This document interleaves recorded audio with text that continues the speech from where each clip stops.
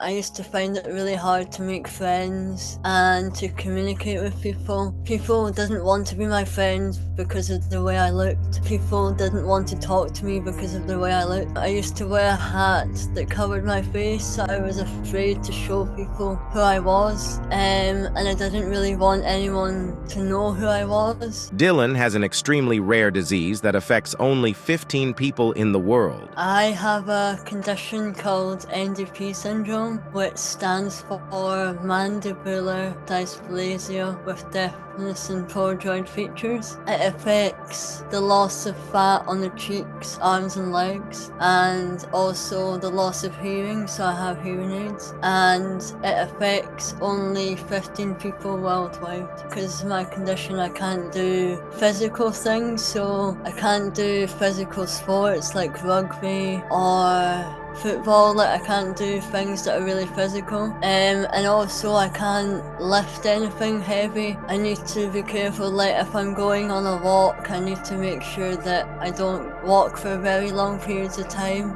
because sometimes it can feel quite sore on my feet. It's related to the fatty tissue on the feet. It's kind of like walking on stones, so it's really painful. So how did Dylan's parents find out what was happening to him? I was born like a normal baby with chubby cheeks, and when I was maybe 3 or 4, a lot of my mum's friends started to notice changes, and I was losing a lot of weight, and it took doctors and scientists about 10 years to work out a diagnosis. There's a lack of information and there's a lack of understanding. Every time I visit the hospital or I see a new doctor, I'm always having to explain what the condition is over and over again. It feels like I'm the expert, not the doctor. So there is no cure for this condition, and I feel that there won't be a cure for this condition. Despite the odds, Dylan is raising awareness and education on social media regarding his condition.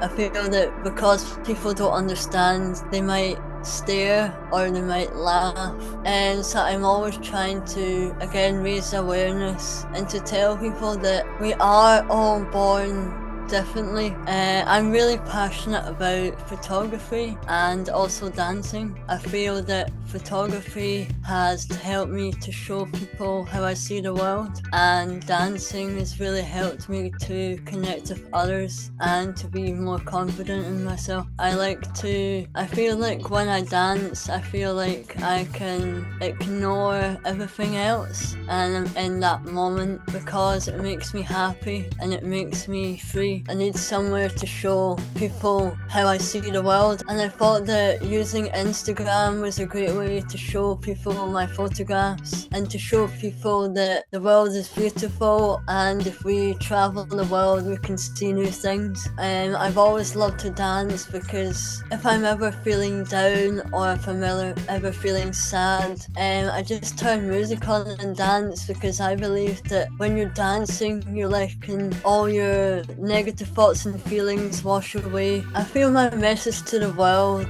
is to be yourself, but be the best version of yourself, but also to encourage others to love who they are, because if you don't love yourself, then how can you love someone else?